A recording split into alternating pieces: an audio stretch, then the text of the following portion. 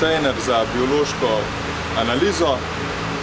Vsi trije laboratoriji so skoraj identični, so le manjše razlike.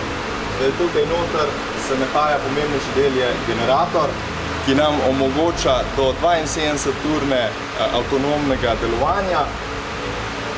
Tukaj vidite tudi MBC filter, ki nam znotraj laboratorija omogoča brezskrbno in varno delovanje tudi v ogroženih območjih. Velikost kontejnerja je standardno velikosti ladijskega kontejnerja. To pomeni, da ga lahko pripeljemo z ladjo, tovornjakom ali avionom na katerikoli del sveta.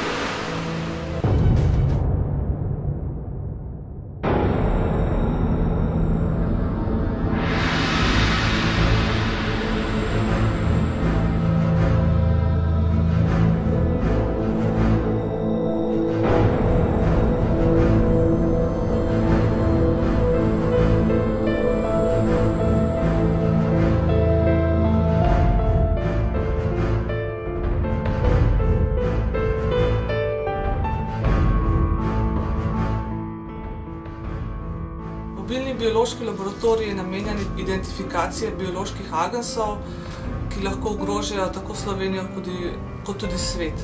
Za identifikacijo bioloških agensov uporabljamo dve aparaturi, ki se imenujeta Smart Cycler 2. To sta aparaturi, ki omogočata verižno polimerazno reakcijo v realnem času.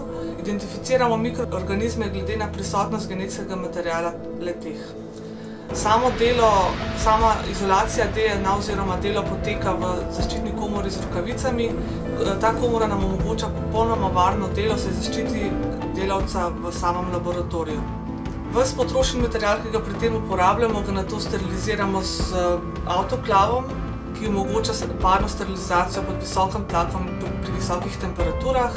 Z reagenti delamo v posebni komori, ki omogoča varno delo, s tem, da ne kontaminiramo reagentov, ki so posebej občutljivi na različne kontaminacije iz okolja. Ostale aparature v laboratoriju so klasične komercialne aparature, ki se pojavljajo tudi v ostalih laboratorijih v Sloveniji in po svetu. Glavni namen mobilnega kemijskega laboratorija je detekcija, vzorčenje in pa identifikacija bojnih strupov, toksinov in pa toksičnih industrijskih kemikalij v skladu z NATO-vimi standardi. Vzorčevalci nam s terena prenesejo vzorce, mi jih sprejmemo skozi tako imenovani vhod za vroči vnos vzorca.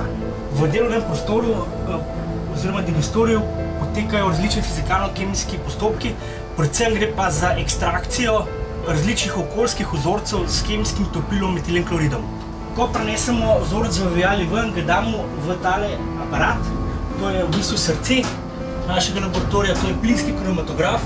Plinski kromatograf loči večkomponentni vzorec na individualne komponente in jih pošlje v masno-selektivni detektor, kjer se pod visoko napetostjo razbijajo na specifične fragmente, ki so po v bistvu ti fragmenti prstni vtis za določeno spojino.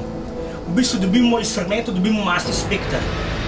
In dobljeno strukturo spojine pa dobimo tako, da primerjamo dobljeni masni spekter spektri iz knjižice masnih spektrov OCAD se imenuje, ki pa smo dobili od Organizacije za prepoved kemičnega orožja s sedežem v Hagu. Na koncu analitik ovrednoti dobljene rezultate in napiše poročilo in ga potem odda poveljniku laboratorijske čete. Ostala analitika oprema, ki jo še imamo, je dvopromenski fotometrični detektor, če vzorec vsebuje fosfor oziroma žveplo. Če vsebuje fosfor, potem je dosti velika verjetnost, da imamo živčni bojni strup. Če pa vsebuje žveplo, je pa velika verjetnost, da imamo žveplovi perit.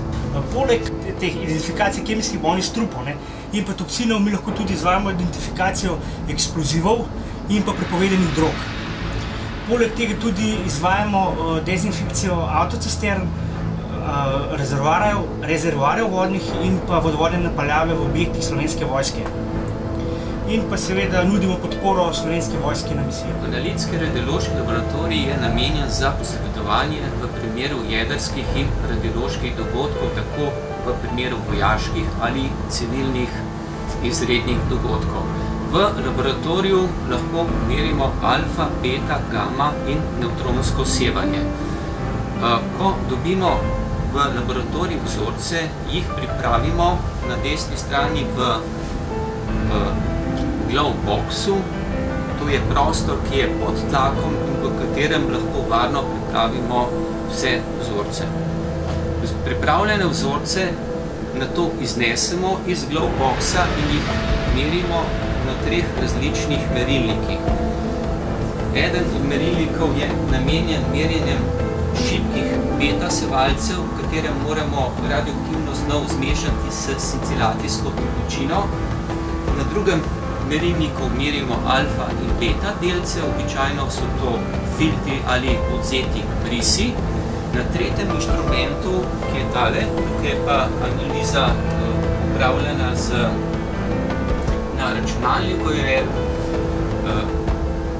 visoko občutljiv germanijev detektor, na katerem pravimo analizo gamma sevanja. Dozimetrija se ukvarja predvsem z merjenjem izpostavljenosti ljudi radioaktivnim sevanjem.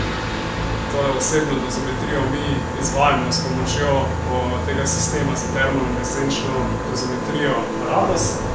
Del tega sistema je tudi tale čitalec in pa osebni dozimetri.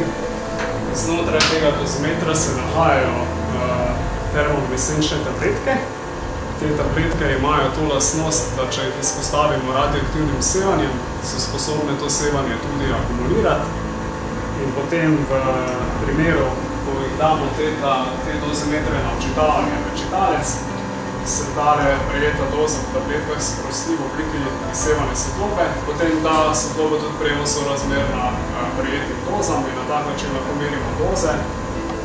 Mi izvajamo pač tale odčitavanja, vse rezultati, ki se sproti odčitajo, se tudi hkrati shranijo v računalnik, tako da mi na tem računalniku vodimo tudi vso bazo evidenc, kakve so prejete doze.